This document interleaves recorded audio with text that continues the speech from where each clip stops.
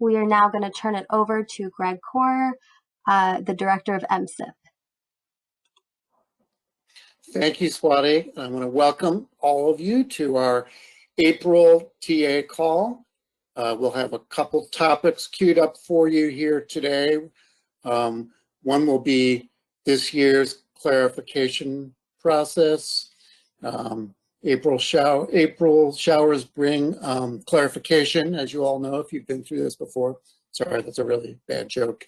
But we'll also be, in addition to that, walking you through some highlights of the FFY 2020 to 25 new SPP APR package. A brief announcement before we get started here. To improve our communication and engagement efforts, we'll be utilizing the new Engage OSEP site to post all our email distributions and announcements. This would include emails from me, information regarding OSEP monthly TA calls like the one you're on, and similar items. To date, our listservs have been limited to include only one person per state or project. So in our case, that has been your state director of special education and your Part C coordinator. We often get requests from other state staff to be added to the listserv, but up until this time have not been able to do that. However, this new site will allow you to include additional staff to receive communications from our office, while also providing an opportunity to more easily review previous announcements. A login will be required to access the information. So tomorrow, I will be sending out an email asking you to submit names and emails of any staff who you would like to have access to the site. Utilizing the Engage OSEP site will help us to improve our communications and engagement efforts. So we're excited about this and expanding the opportunity for not just the directors and coordinators, but other folks in your staff to have access to the messages that we send out. Now I'd like to introduce today's call. OSEP staff have been busily reviewing your FFY 2019 SPP APRs that were submitted on February 1st. We've talked in the past about how this is a multi-layered process for reviewing and analyzing each indicator in states' submissions. As is the case each year, we'll be giving states an opportunity to clarify their data. Christine Pilgrim and Jennifer Wolfsheimer will be walking you through this year's clarification process. This will serve as a refresher for those of you who've done this before and an introduction for those of you who may be new to the process. Also, Priscilla will be discussing our expectations for stakeholder involvement. And I think that's going to come during the second part of the call. So let me pause on that. In the second part of the call, Jennifer and Christine will provide highlights on the new SPP APR package due on February 1st, 2022. And Priscilla will be discussing expectations for stakeholder involvement. At the end of the presentation, there will be some time for you to ask questions. So I am going to turn our presentation over to Jennifer Wolfsheimer, who is the facilitator for our data implementation team that's responsible for all things SPP APR. Jennifer. Thank you, Greg. Next slide, please. I believe Greg just went over the agenda, so we can move through to the next slide. So we're going to start with the clarification tips and the process for this year. Next slide, please. So the clarification for Part C will begin April 13th and end Tuesday, April 27th. Part B will be Thursday, April 15th through Thursday, April 29th. An email, just like last year, will be sent from PSC to indicate that the clarification period has started. Next slide. So when you get your, when the SPP APRs are returned to the states, you want to review all of the OSEP responses and every indicator to see how we responded to each indicator. Take advantage of the time to schedule a call with your state lead and walk through any questions that you may have about the OSEP responses provided. We generally recommend waiting a day or two to schedule the calls, so you have an opportunity to review those comments and come to any discussion points that you want to raise with your state lead. We also strongly encourage that states schedule a clarification call regardless of whether you have OSEP responses in the indicators, because this is a good opportunity for you to discuss the review with your state lead. As mentioned for new people, this is a time for you to this is just a this is not a required call, I'm sorry. But we highly encourage you to have these calls with your state lead. Please communicate directly with your state lead regarding questions and concerns regarding the content in the SPP APR. Any technical and system issues should still go straight through PSC to be dealt with and will be escalated to OSEP as needed. And be sure to check for OSEP responses again in the indicator, in the introduction and under each indicator. Next slide, please. So states that need to provide any additional information or corrections to the initial responses and the submissions to the FFY19 SPP APR that was submitted in February are required to provide OSEP with a clarification change template, identifying those changes during the clarification period. The template will be attached to PSC's email and will provide the indicator and the description of the change for each revision made during clarification. The clarification template must be uploaded to the SPP APR during the clarification period. I want to stress that all changes made in the FFY19 SPP APR need to be made in the actual SPP APR and noted in the clarification change form in order, it's very important that they're made in the SPP APR in order to be considered by OSEP. So indicate on the change form any edits on how COVID-19 impacted the data, and as well as any edits that you're making in general to the SPP APR. Next slide, please. So this is an example. If you went through this process with us last year, it's the exact same as far as the clarification change template. I do want to also note that this will not be published and made public on our with the docx, the final docx at the end when we issue determination. Therefore, it will not need to be 508 compliant. So you will not need to address the 508 compliance piece with the clarification change template. Next slide. So for any 618 data discrepancies, so please review the scoring on the data rubric that's attached to the SPP APR when we send it back for clarification.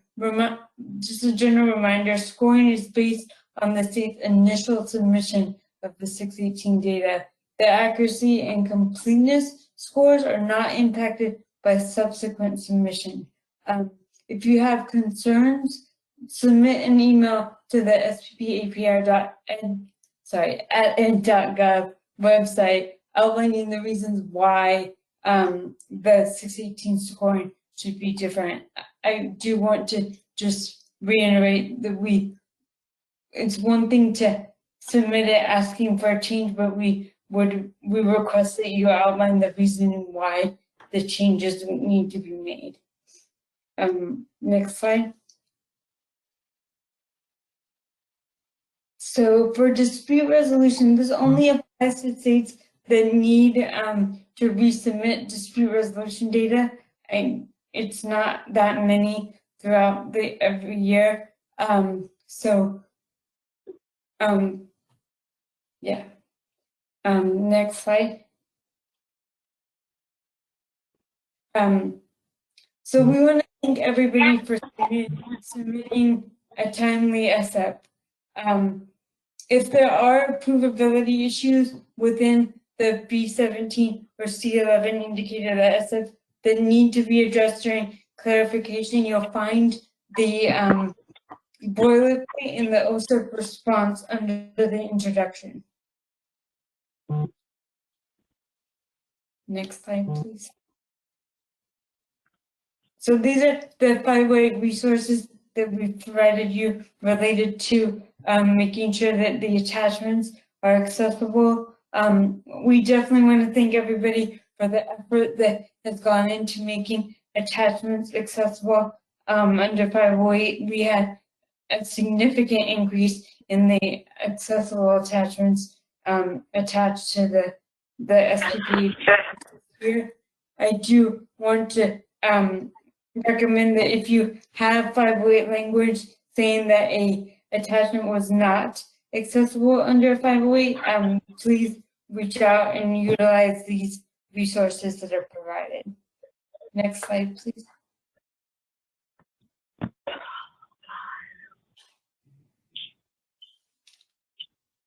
So these are also resources that can be found on EMAPS in general regarding support. And again, if you have any concerns related to your submission, please contact PSC or your state lead. Thank you. And I'm going to turn it over to Christine Pilgrim at this time. Thank you, Jennifer. Good afternoon. It's good to know that we have 305 people out there virtually listening to this call. So as Greg has alluded to in the beginning of the call, so there's lots of work happening around the SPP APR right now. So as we look forward to the new package coming online next year and with your 2022 submission, you know, we know that there's work on both ends. So as states, you're looking at bringing together your stakeholders. You're looking at setting targets. You're thinking about the new stakeholder input requirements. And then on our end, we're looking at the changes we need to make in the tool to align with the new package. We're thinking through responses to the very well thought out questions that many of you have sent into us, either separately or through your TA providers around requirements in the new package. And then we're also thinking about technical assistance that we'll be able to provide to you that will be responsive, relevant, and timely. And we're doing all of that while also reviewing your submissions for this year and sort of preparing for determinations. Jennifer and I have a little competition going as we do our final checks before clarification. She is winning right now because she's read more APRs than I have. So she's ahead of me, but I'm trying to catch up. She tries to thwart my efforts every day, but I'm going to catch up to her shortly. So in today's call, we just wanted to take some time to discuss 2 areas where we have been receiving a number of questions about the new package. So some of you might be hoping like, yes, they're going to talk about B6C. Not today, but stay tuned, that's coming. Hate to disappoint you, but today wouldn't be the day.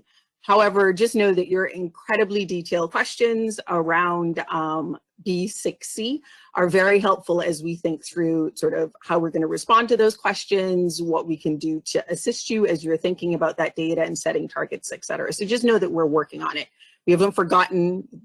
We're still working on it.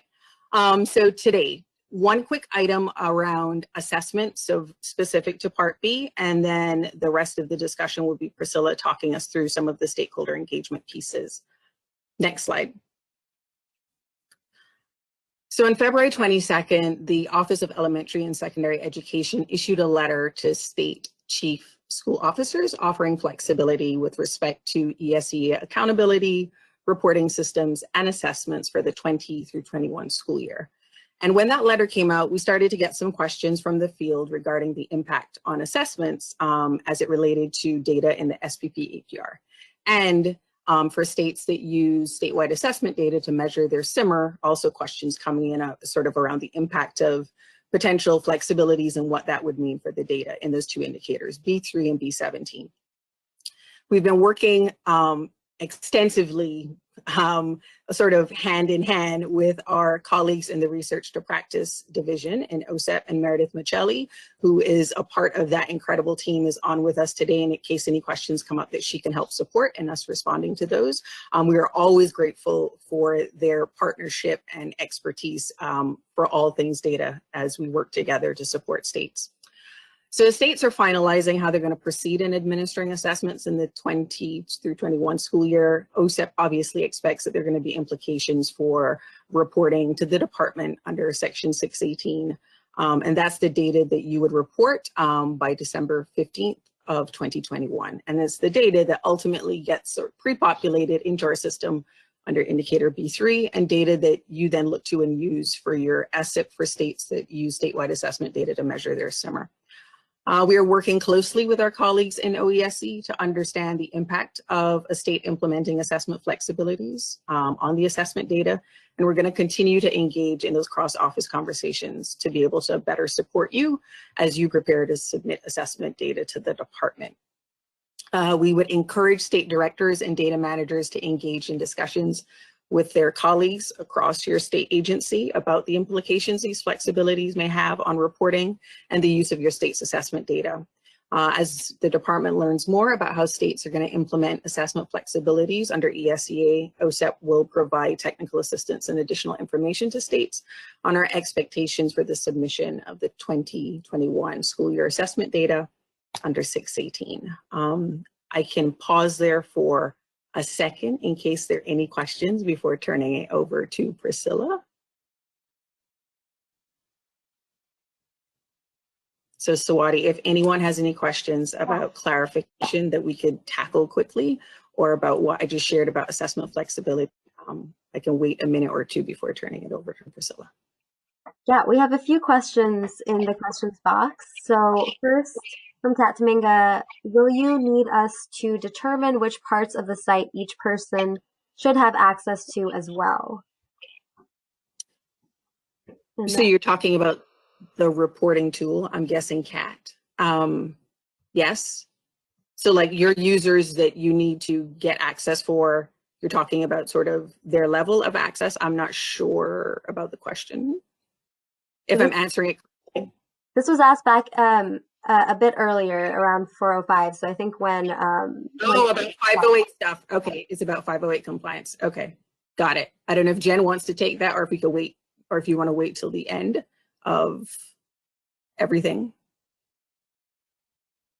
Jennifer handles all 508 responses. So I think that might have been about Greg's response about the adding new people to the about the Engage site. Okay, yes. So that's a great question. Yes. Sorry. You see what happens when I get 5 slides in? I'm like, You're what? very, Let me take a step, quick stab at answering Kat's question. I think the way the survey will be filled out is that folks who you are adding will then be receiving all the same email messages that we would normally send to just state directors and Part C coordinators. Great, thank you. All right. I hope that answers the question.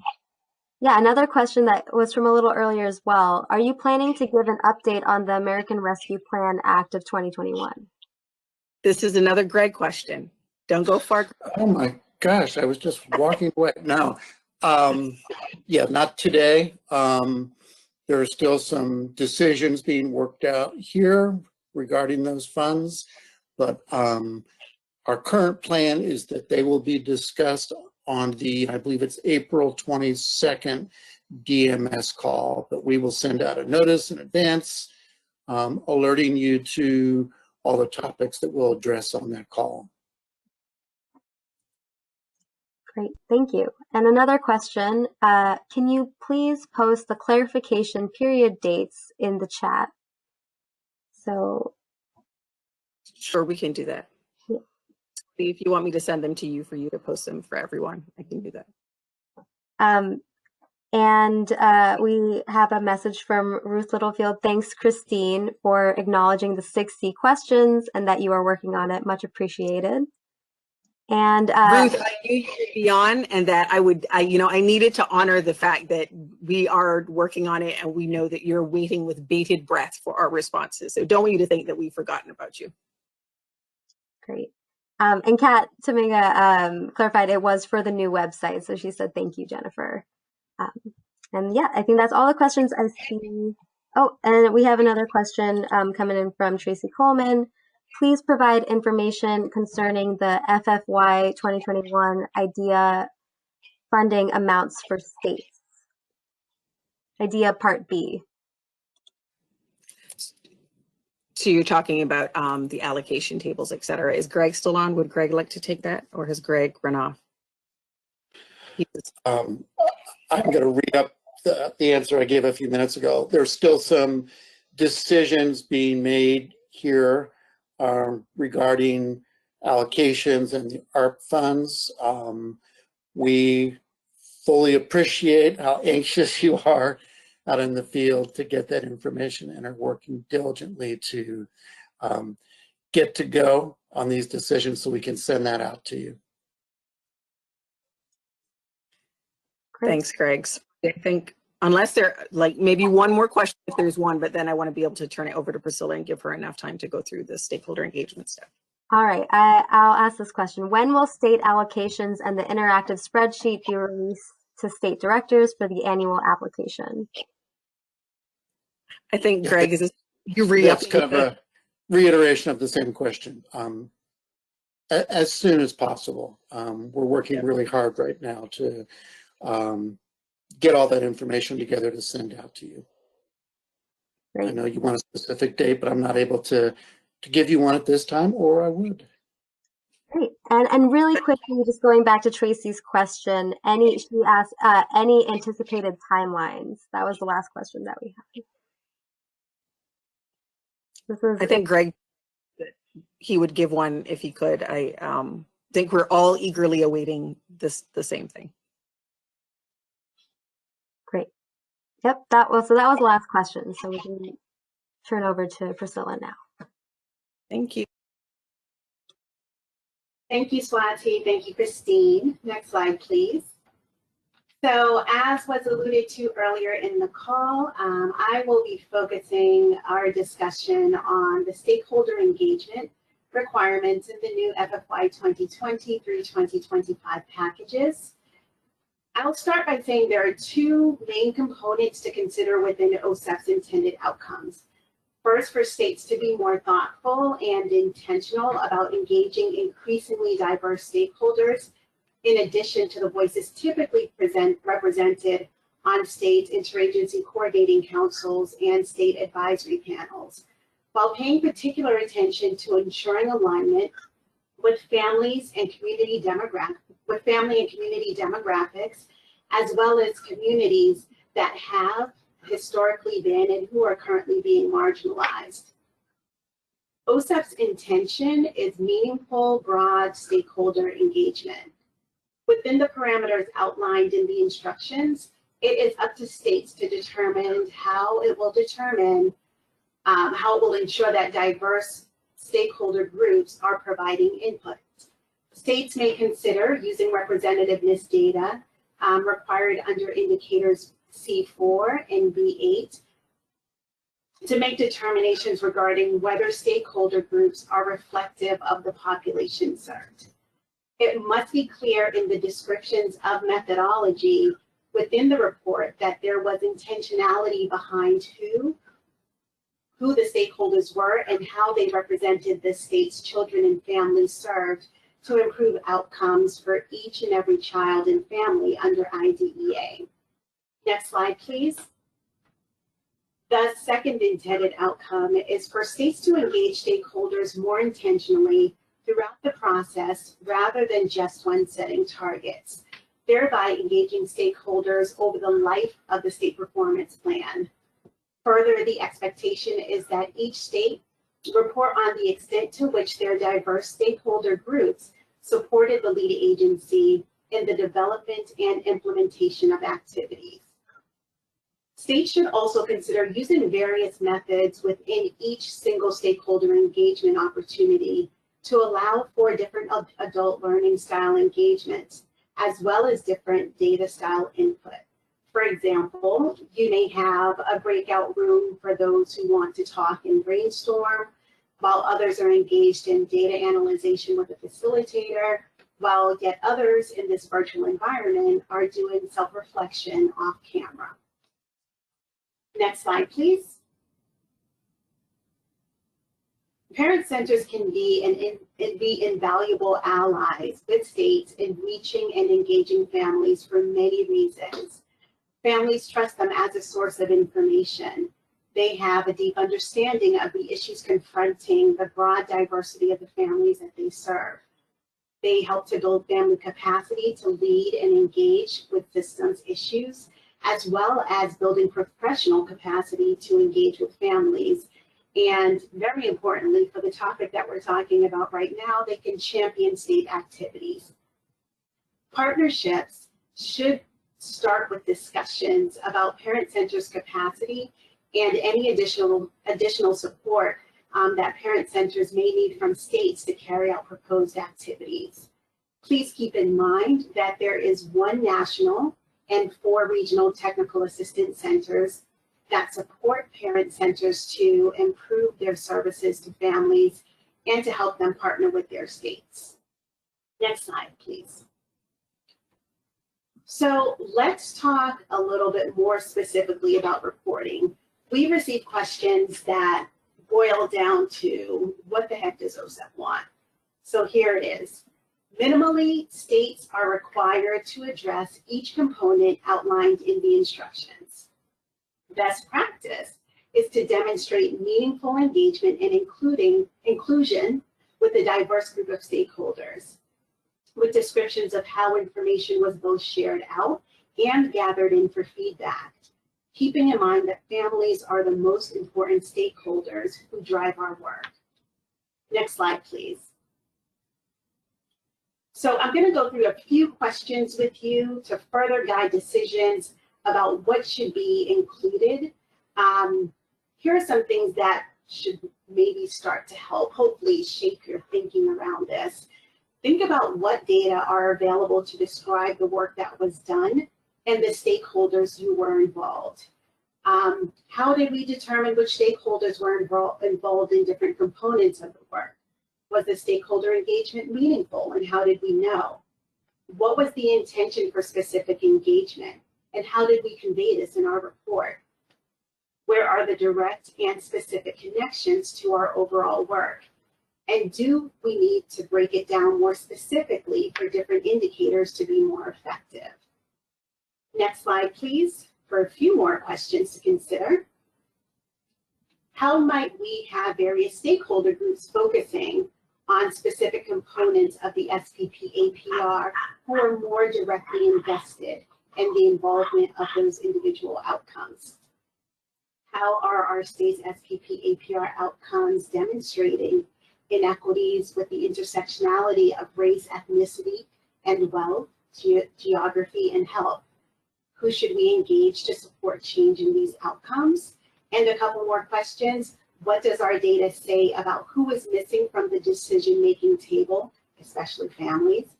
And how can we engage their voices in meaningful ways that lead to better outcomes for infants, toddlers, students, and families of color who historically and currently are the most marginalized? Next slide, please. The instructions require that states describe how stakeholders were engaged in target setting, analyzing data, developing improvement strategies, and evaluating progress. The requirement is for the SPP APR on a whole and does not require indicator by indicator reporting.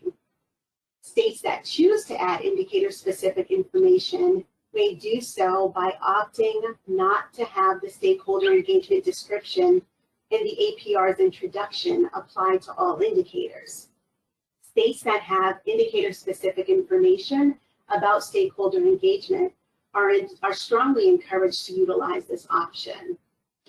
Further, the expectation is that each state report on the extent to which their diverse stakeholder groups supported the lead agency in the development and implementation of activities.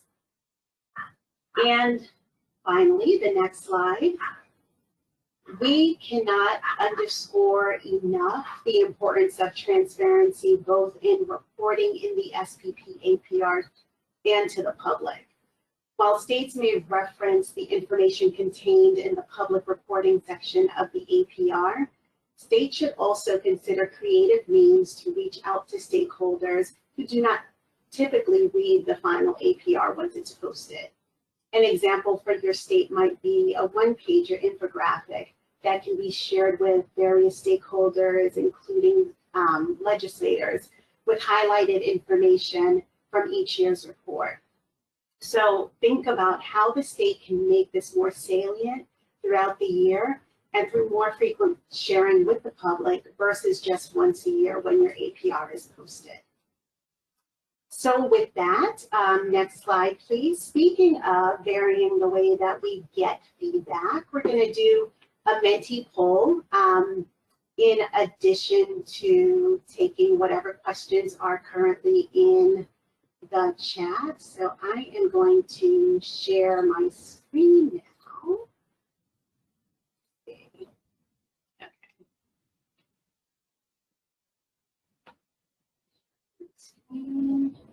And I trust that you can see my screen and you're seeing the right one. Yeah, we can see it. Awesome. Okay, so Christine and Jennifer, I would love for you to join me as we start to tackle some questions. You can go to, for our audience, go to mentee.com and use the code that is shown here at the top of the screen. Swati is also putting a link in the chat. You can access these questions from there. And the first thing that we want to cover, just in response specifically to the talking points that we just shared, was what specific actions can OSEP and our TA partners take to support your state meaningfully and engage stakeholders. And as you're thinking that through, and those are coming up, Swati, I'll ask if there are any questions in the chat. Yes, we have a few questions. So first from Danielle Howes, can you define parent centers in this context? Do you mean parent-child centers or parent training and information centers? Thank you. Thank you, Danielle. In this context, I was referring to parent training and, hey Jennifer, and information centers. Jennifer, is there anything that you want to add? I know that you had a couple of really great, and Christine, great engaging calls with our parent centers that you may want to elaborate more on. Sure. Jennifer, you want me to go? All right. Yeah, I think, you know, as the new package came out and we sort of engaged with a number of stakeholders around the new package and the requirements, I can think of at least 2 or 3 specific calls with the parent center programs, and they were very energized by this language and really felt like they had a lot of value to bring to this conversation and could help support states' work as they connected with parents in the communities. So I think across states, there are probably varying levels of how states engage their PTIs in the work. And just wanting to encourage you to recognize that they can sometimes be an untapped resource, but one that brings a lot of value to the work. So they are very excited and eager to be a part of this journey with states. And I know I'm just taking a look at all of the stuff coming up on Mentee, and I'm sure we have TA providers on the call, and I'm sure that they must be excited by a number of the things coming through, because I know that many of them are working in this stakeholder engagement space and wanting to support states as they're having these conversations. So things like templates, creative ways on increasing stakeholder engagement, examples and ideas and stuff like that, while we definitely are thinking about how we can cull and curate those exemplars for you and share innovative practices. I know that our TA centers are also very well poised to do that as well. So we are thinking about how we can continue to partner with them to make sure that we're able to support you thinking about stakeholder engagement a little differently than you've had to for the SPP APR thus far. Thank you so much, Christina. Yes, I'm seeing lots of requests for examples and templates, and I'm looking forward to taking a lot of this back and starting to provide, shape our technical assistance with our partners and meeting the needs and answering the questions that are coming in. Swati, I will go back to the chat to see if there are any other questions that came in. Yeah, so from Brenda Sharp, they want to make sure that they have the final instructions that you were referencing. Can the link be shared for location? Yes, so the final, Christine, where is this package currently posted? It's on the IDEA website under resources for... It's under grantee resources, and then the resources specifically for the FFY 2022 submission.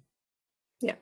You'll find the instruction and the measurement table. The final one that will come out in the fall, just like all the other ones usually do. Great, thank you. Another question from Alicia Fuki. Will field character limits be increased to allow for clear documentation of additional information? That's an excellent question. So as I mentioned in the beginning, Jennifer, you want me to take this? I just started talking. Go ahead. But I can see, like, on my screen, I feel like I'm looking right at you. We have been talking to the contractor about making sure that there's alignment between the requirements in the new package and what is in the system. And we've been having conversations about additional text boxes to mirror the requirements that are sort of built out in those, 4 Romanet pieces in the instruction. So we're talking about character limits. If adding those additional narrative boxes, 8,000 a piece, is enough. Thinking also about the OSEP and what would need to be there as well, because many states had very involved systems of working with stakeholders around their OSEP, and now we're talking about this across all of your indicators, thinking much more deeply about this than just setting targets. So thinking about what also exists within that indicator as well. So we're still having those conversations, recognizing that we want to give states enough space to be able to report on the innovative and great things that they're doing. So we recognize that you need some more space to do it. Yes. Great, thank you. Another question from Carolyn Sherry. Will the SPP/APR continue to have character limits in text reporting since we will have much more to report re stakeholder engagement? Thanks, Carolyn, for that question about the tools. So we are still having conversations with the contractor about what is possible with this enhanced reporting requirement. So like I said, obviously adding additional text boxes is fairly easy to do. I say that hesitantly because somebody will go and prove me wrong. But it doesn't answer the question of not having rich text, right? Which, as we've shared before, has been a security issue within the department system. So that's been the reason for our inability to have rich text. But we are continuing to explore options for next year and also beyond, thinking about what we want this tool to be able to do 5 years from now is really what we're looking towards. And while we might not be able to do everything magically by next year, know that we have heard your concerns over the past year around character limits and not having rich text, and we are working on it. Can't promise that you'll have rich text or anything close to it next year, but certainly having some additional space to provide narrative is a must. Great. And another question from Marianne Mukowski. They request that you provide leading by convening training. Is that a possibility? Hey, Mitch, it's good to hear your question. I was Delaware State lead for all of 10 years. So anytime I hear Mitch's name, I get all nostalgic. But certainly there was so much robust work done in that leading by convening space. And I believe NCSI probably, and if I'm forgetting the TA Center, please don't kill me, extend grace, has continued with that work and has been doing a lot of stakeholder work as well. So I think that is not something that has gone away or disappeared. And there was so much work that went into that and so many good things came out of it.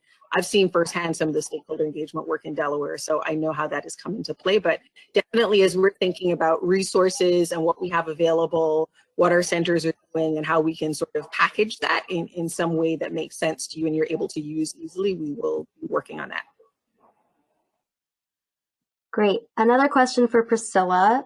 Did you say that states are encouraged to use the overall stakeholder input, or was it the by indicators stakeholder engagement option preferred?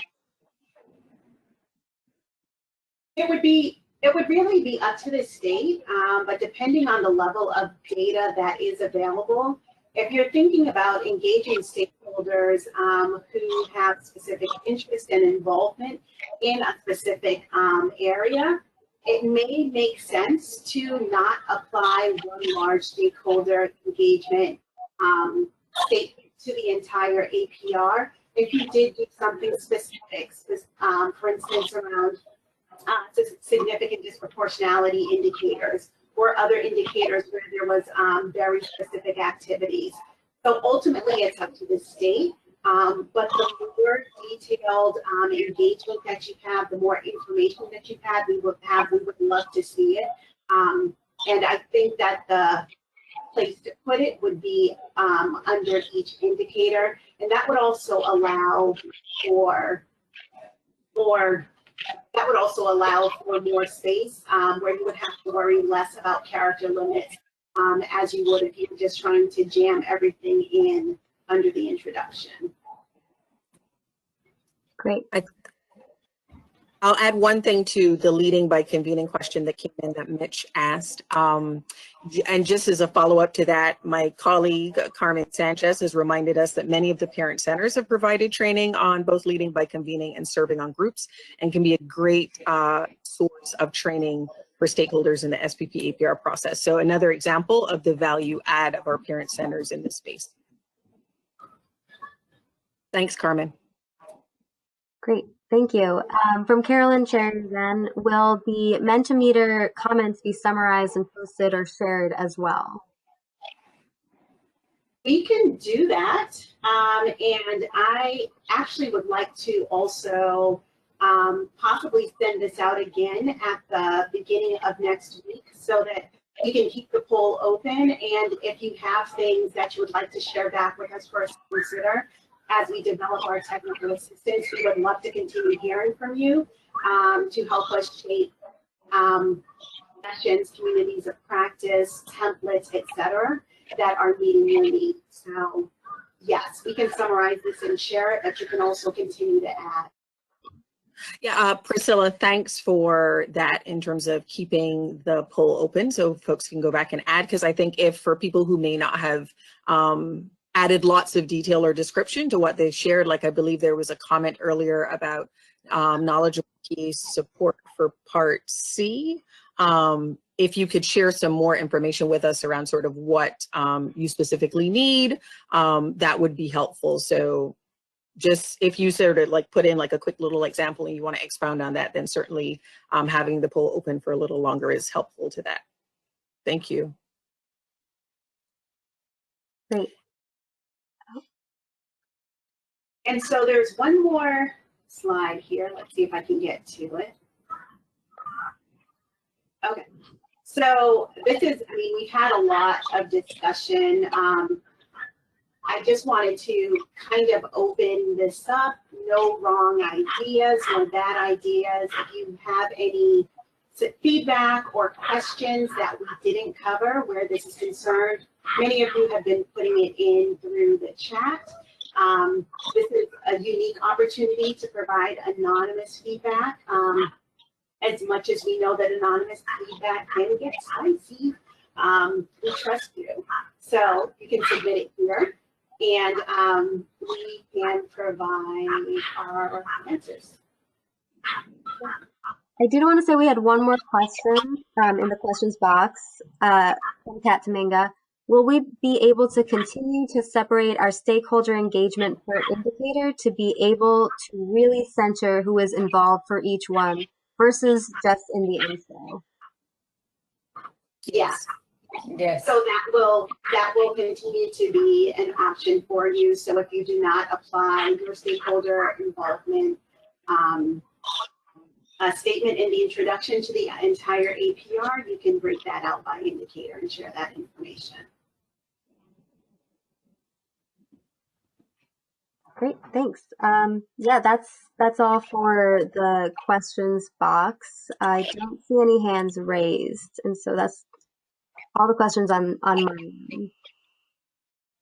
end. In case folks are still thinking about if they want to ask a question or not, another thing I'll share is certainly all of the feedback that you've given us through the Mentee and can continue to give us, we will make sure that we connect with our TA centers. We have numerous calls and points of connection with them to think through sort of some of the ideas that you had and what makes sense in terms of us being supportive to your efforts and meeting your needs. I know we had planned to have a parent engagement sort of session, webinar, call in September. I think we want to spend some time based on your suggestions, mapping out what makes sense from a timing perspective, knowing, you know, sort of when you're starting to work with your stakeholders. For many of you, it's like yesterday, but thinking about what we can do in a timely way across the next few months to support the work. So stay tuned for those updates.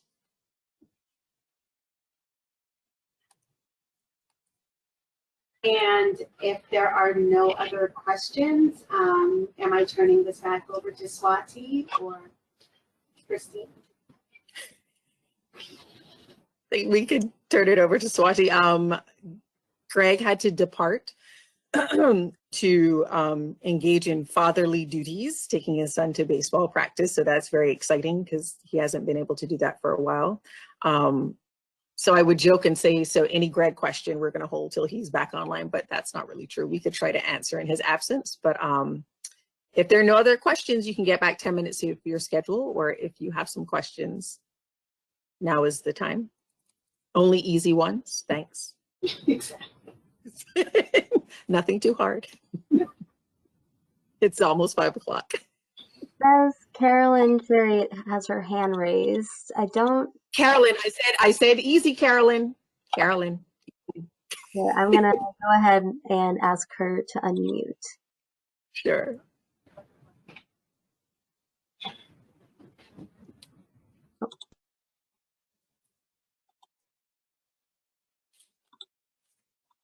Give it a second. There. Oh, I think. Wait. Oh, I hear you. Good afternoon, Christine and team. Hi, Carolyn. How are you? I'm good. This will not be a question, but maybe a request or an opportunity for OSEP reflection. What I am wondering is, in the stakeholder engagement conversations, what OSEP's qualitative, quantitative expectations are in how SPP APRs evolve. Clearly, there's an expectation, more stakeholder engagement should equate in improved outcomes for students with disabilities. I'm going to guess that that's part of why OSEP is asking for increased stakeholder engagement. So I'm wondering what OSEP will implement as states do this work. You're reading, reviewing all of this information, how you're going to evaluate and look at how the impact of this stakeholder engagement on how that has changed plans over time and what is happening, what the measures will happen for that, if that makes sense. It does make sense. And I'm glad you posed it as an opportunity for reflection versus a question.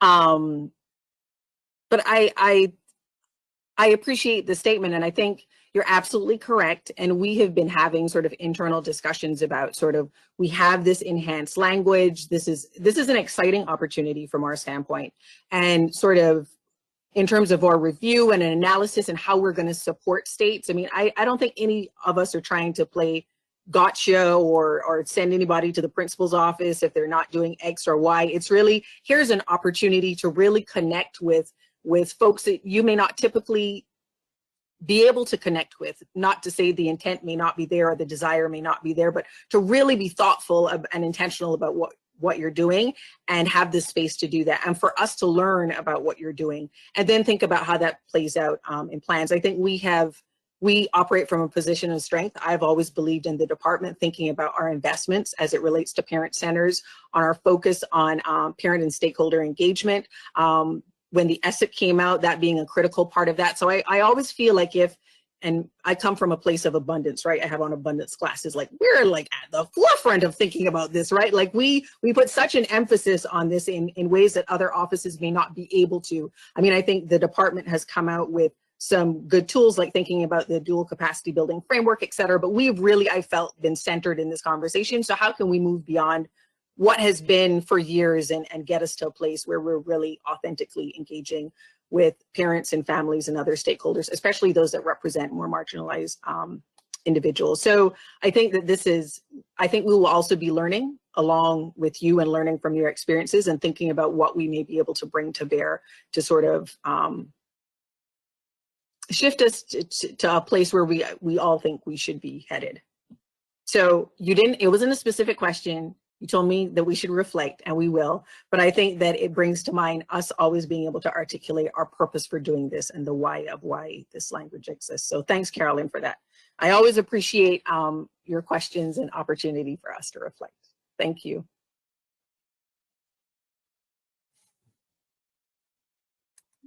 Yep, I don't see, oh, there's one hand raised from Larry Ringer. I'm going to go ahead and unmute you. Okay, thanks. Just a quick question. As important as setting targets is setting baseline and decisions about whether to keep baseline, whether to change baseline, because how you set the baseline is going to have a real impact on how aggressive you can be around target setting. So if you could talk briefly about how you see the role of parents and other stakeholders related to baseline issues.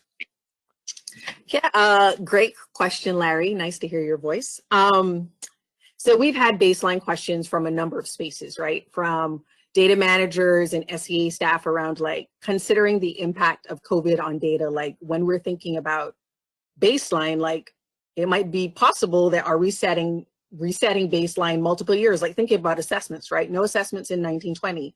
2021, states have some flexibility in what they do, with next year's submission, like what makes the most sense, and are we revising baseline or not? Like some other indicators when we're thinking about sort of the stall in data or the sort of regression in data because of COVID, what makes sense? So I think there are those sort of very technical questions coming in around baseline, but absolutely, as you're thinking about how you engage your stakeholders around all aspects, right, of your SPP EPR work, not just setting targets, but I think a big piece of it, and I've seen states do some good work with this in terms of building the capacity of your parents, families, other stakeholder groups that you're trying to engage around sort of being able to look at data, make some recommendations, et cetera. So sort of how do you build their capacity to even be involved in these conversations and be able to meaningfully participate, right? Is more than just saying, check, I had this parent here or that parent here or whatever, and they just sort of sat in the corner and had nothing to contribute. But what are you doing to build their capacity to be able to meaningfully participate?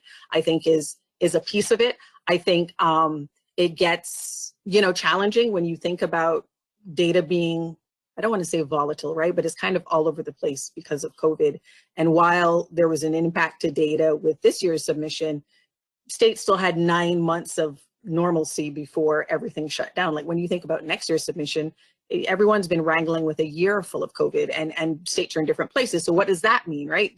I think there are going to be ongoing conversations. They always ask us questions if you have them, but I think it presents an opportunity for thinking about how you get parents or other stakeholders to sort of understand these kinds of requirements, like thinking about baseline and sort of where we are now and where we want to get to so they can be an authentic part of the conversation. I don't know if that helped, Larry, but you know how to find us if it didn't, right?